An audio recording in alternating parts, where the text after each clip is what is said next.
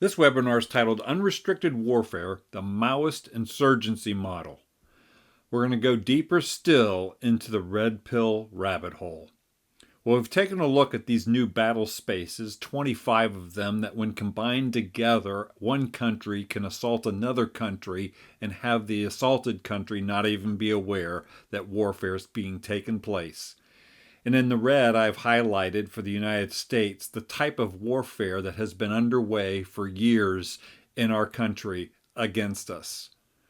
We've taken a look in this series about the art of war, the naked communist and the 45 communist goals for the United States, unrestricted warfare, a new way of warfare thinking, and we're going to finish now with the Maoist insurgency model that is directly being applied in the United States in the 2020s. And again, the question is, will we wake up? Well, here's a summary of the Maoist insurgency model. The Maoist insurgency model seeks to control and then overthrow a nation's government by propagandizing the masses, beginning with a foundation of students, academia, media, and social media, and simultaneously infiltrating governing and culture-forming institutions. Then through information warfare, political warfare, and clandestine army violence, demoralize, destabilize, and control the population until there is a national crisis and collapse. Unconstrained Analytics that's done a deep dive into this Maoist model, and this webinar is based on their research. Here are the 5 components. Firstly, coalitions of progressive Marxist NGOs, cadres, and dupes, called the United Front in this model.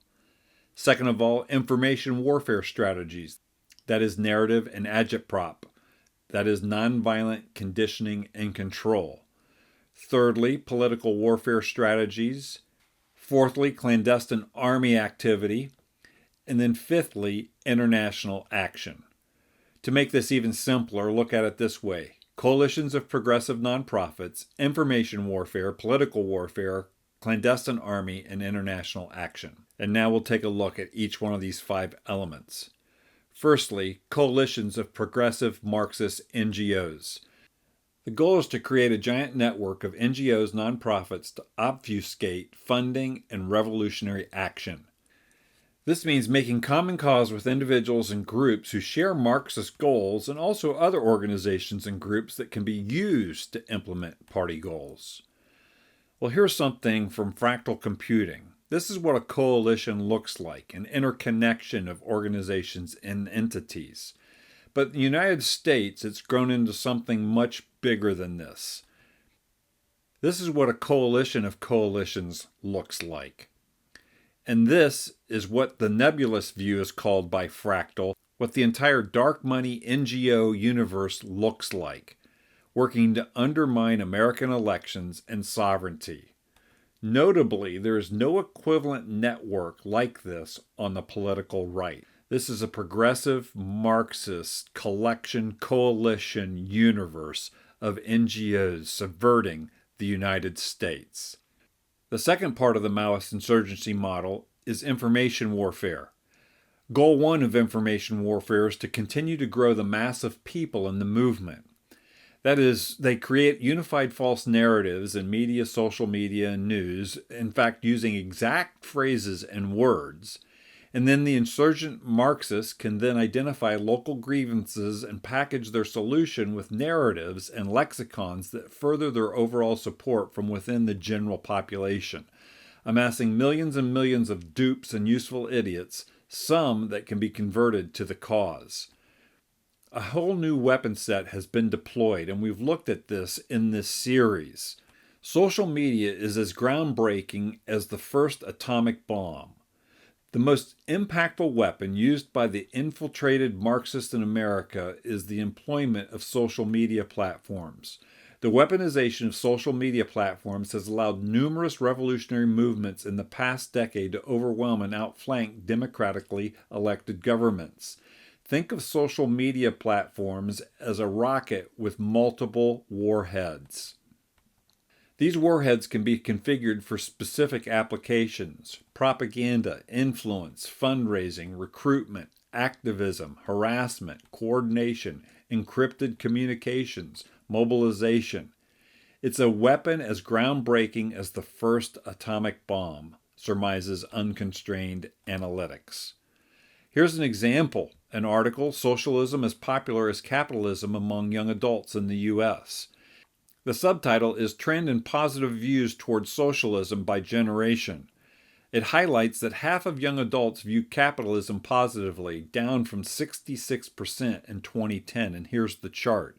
In 2010, 66 of millennials, Gen Zers viewed capitalism as a positive economic system, and that had fallen to 51 in 2019. This is an unheard of 15-point decline in a decade. Smartphone and social media, indoctrinating the young against their own country and their own best interests, their own economic best interests, shows the potential of this multi-headed warhead flat platform that we call social media. Here's another article, Why Gen Z is Turning to Socialism, and it gives the details on how this is done. It says Thomas Burrell was 13 when he first learned about democratic socialism. It happened on Instagram. Burrell was scrolling through his feed one day in February after school. But then Instagram's algorithm suggested Burrell follow a socialist group that was in his community.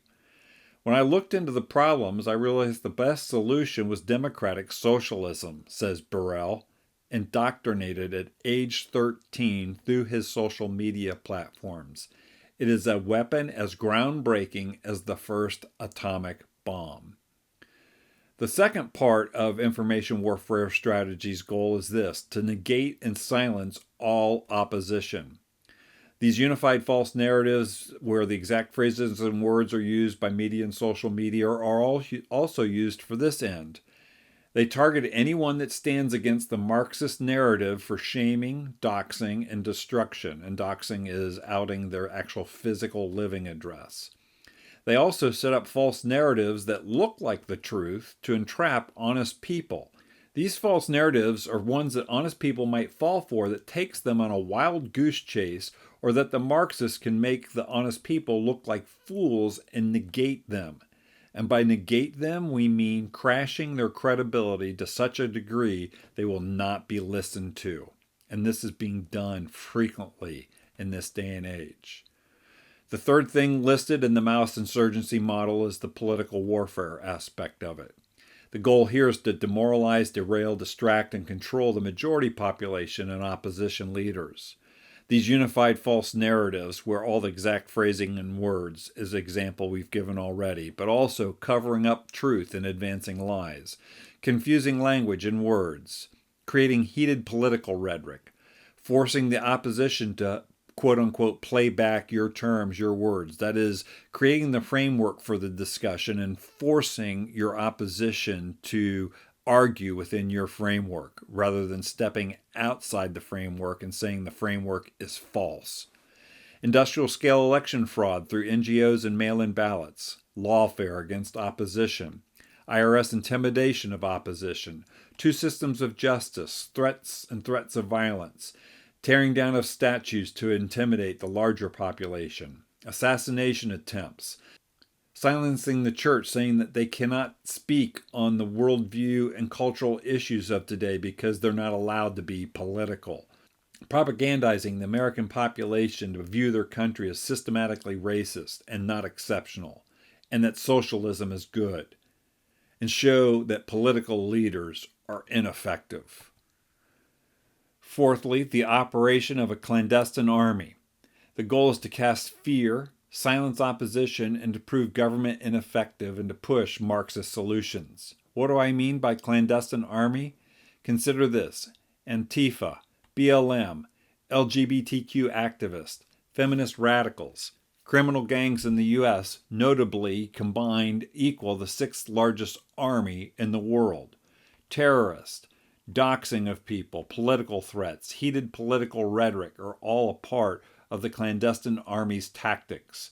Notably, again, there is no equivalent clandestine army on the so-called political right.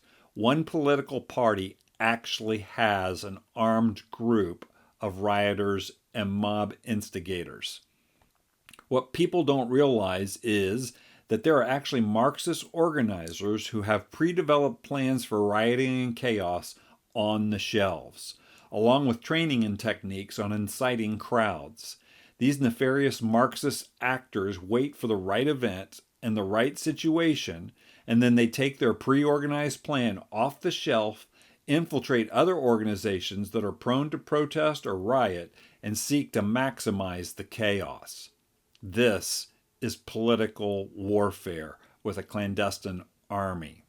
The Marxist goal here is threefold: to cast fear and silence the population, to show the government as ineffective, and to push the chaos as far as they can in order to get the government to compromise in the direction of Marxist goals. This is a Marxist technique to subdue a population and to subdue a nation. Fifthly, international action. The goal here is to create international pressure upon the state or nation that's under attack and help advance the goal of the insurgents. For example, we have the World Economic Forum grooming world leaders with utopian visions, the United Nations and world courts, the man-made climate change fear-mongering that has taken place over the last several decades, ESG, that is environmental, social justice, and governments being pushed on companies, the fostering of mass, human, illegal immigration, enemy countries sending insurgents, terrorists, gang members into the United States, the shaming of the United States for its flaws, and again the concept that socialism is good. Finally, drawing the U.S. into endless wars and draining of resources, all part of the Maoist insurgency model. The phrase saving our democracy has become popular in culture today, and particularly amongst one political party. But not many people know that Marxists and communists use the term democracy as well. Under the Marxist concept of democracy, saving democracy is socialism. That they, the socialists and the ones in charge, are uniquely the ones destined to rule. Obama, we are the ones we have been waiting for. Harris, we won't go back. And here in this image, you can actually see from the website Communist Party USA, we won't go back. We have one of the major political parties using this exact same phrase. What does this mean? You see, totalitarian leadership is democratic in their minds, the people that hold this view. Because with scientific certitude, that is scientific socialism, which results in hubris, only they possess the objective consciousness to recognize the people's needs, which gives them the authority in their minds to take charge in order to guide the people, that is the masses, to where the masses ought to go and would go themselves if they too shared in the objective awareness of the greatness of the leader's utopian vision. This is what saving our democracy looks like in the Marxist model. And one political party has this as their mindset. So here's the summary again. The 5 components of the Maoist insurgency model: coalitions of progressive nonprofits, information warfare, political warfare, clandestine army, and international action. And this is the nebulous that we are up against. We are deep into the red pill rabbit hole. This is U.S. Civics Training. Thanks for listening.